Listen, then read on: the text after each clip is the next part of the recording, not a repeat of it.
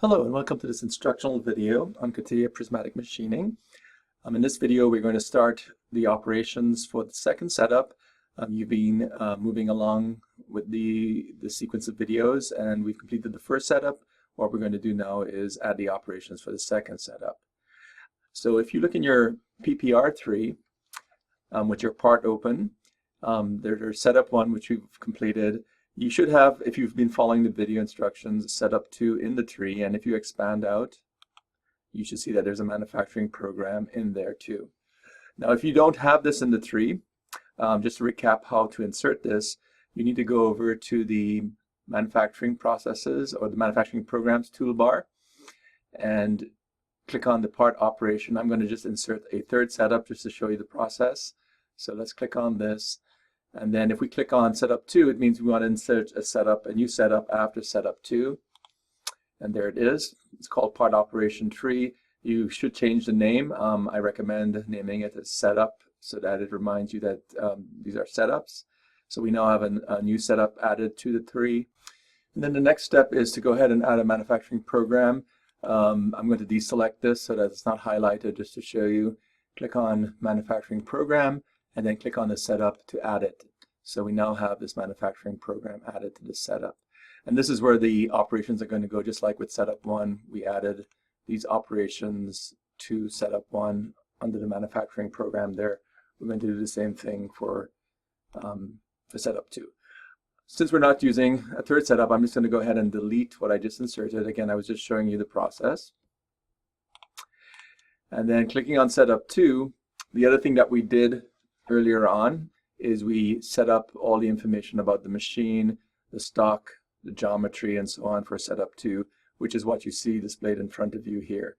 The stock, the part, and then the fixturing elements, as well as the machine post-processor, the coordinate system location. All of these were set up previously in a previous video for setup 2 as they were for setup 1. So we also in a previous video talked about how do we machine the second setup, the various sequence of operations. So just to recap, the very first operation that we discussed in that video was to do a facing operation, because if we look at our setup with our part and our stock, we can see that there is 50 thousandths here of material that needs to be removed. So that's what you're going to do. I'm going to actually let you go ahead and do this since we've already done a facing operation in the first setup. So I'm going to take a break here. Why don't you go ahead and give it a shot, and then once you've done that, you can continue on with the video. Try to make the tool pass as efficient as possible, so think about trying to minimize the number of passes as the cutter moves back and forth. We talked about ways to do that too also in a previous video. So do your best to try and machine this facing operation as efficiently as possible. And also include your approaches and retracts. Also include a finishing pass. Leave 10 thousandths of an inch for your finishing pass allowance.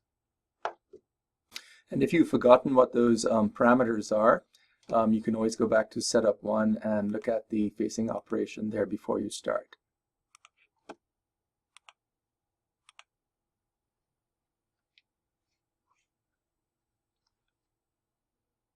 Okay, how did that go? Hopefully it went well for you. So let's go ahead and just go ahead and insert that facing operation. So again, we go over to our operations toolbar, click on the facing operation. Sorry, let's highlight the program, click on the facing operation. And here we have our facing dialog. So what we're going to do is input the geometric information. So again, this is the stock, top of the stock, that's where the tool first hits material. And I'm going to temporarily hide the stock and indicate the top or the bottom surface. That's the surface to which the final surface that will be generated. That's where that's located. It also selects the drive or the guide, and in this case it limits it to this face here. However, we want the facing operation to extend all the way around. So what we're going to do is we're going to deselect this, and then I'm going to bring back the stock so that I can use the edges of the stock to define the extent of the facing operation. So let's click on this, and then we're going to just step around here like this. picking the 4 edges, hit OK. So we now have the guide or drive for the facing operation to determine its extents. So now we have all 4 of these elements, or 3 of these elements selected. So that's our geometry. We move over to the second tab, and it looks like CATIA by default selected, or did select correctly, the facing, the face mill, which is tool 10, to do this. So we're good here. And let's look at our fourth tab, and it should pull in the same information that was used previously, or was set previously. So 12 inches per minute, roughing at 80, finishing at 40 inches per minute. Yeah, if you recall, we did change the approach to 15 for the facing operation. It was set for 15, so let's put that back there. And then our retract speed was 60 inches per minute. So we'll set those. And our spindle speed at 2500 RPM, that's correct. So let's go to the last tab here, the 5th tab. We have an approach and retract. Notice that the approach is not set because it's pink here. It is activated, but we haven't selected a plane. We also have a finishing pass, so we're going to have to also activate the return, finish pass, retract, and approach. And again, these activate as a pair. Let's go ahead and set the initial approach first. So let's click on the plane.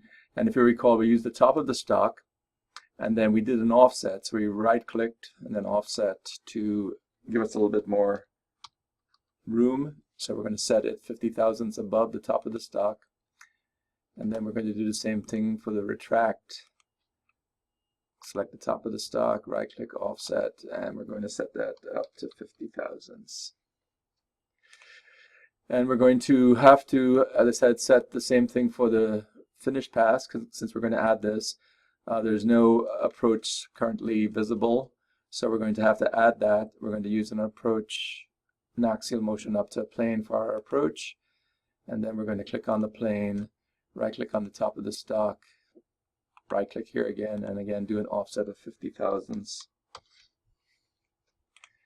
And then finally for the finish pass, we're going to do the same thing. Add a plane, select the top of the stock, right-click, offset, 50 thousandths. So we're doing a lot of repetitive stuff here to get that all set up. So that's our approaches, and then we're going to go back to the first tab, which is our strategy. We used a back and forth strategy, so the tool moved back and forth. We don't need to change anything here, and other than that for the first tab. Under radial, we had tool diameter ratio. Again, the question mark shows you what this is. This is really the overlap. We set this overlap to 10%. The end of pat, we wanted to make sure that the end of pat was out so that the tool didn't stop on the part but stopped off it before it changed direction. So let's move it to out. And then we added 100 thousandths here so that the tool moves a little bit off the part. We also changed the overhang. So right now the overhang is set to 50. We pulled the tool in a little bit so that the overhang was closer to 0, not quite 0. We use 10%. And the reason being that that helps to reduce the number of passes that the cutter makes as it moves back and forth across the surface. So that's our radial settings. Our axial settings, we used our maximum depth of cut option, and then the maximum depth of cut we used was 50 thousandths. And then for finishing, we had a finish on the bottom only, and we left a 10 thousandths depth of cut for finishing. So that was pretty quick. Let's go ahead and generate the toolpath so that we can see what's going on.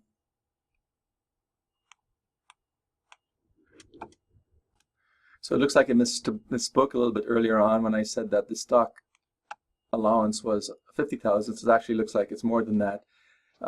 Closer to 200 thousandths, because as we can see here, there are 4 roughing passes if you count the green levels, 1, 2, 3, 4, and a finishing pass.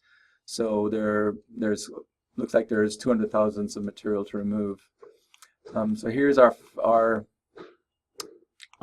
facing operation. We can simulate this if we want to. Moves through very quickly. So yes, that's the first operation in the second setup.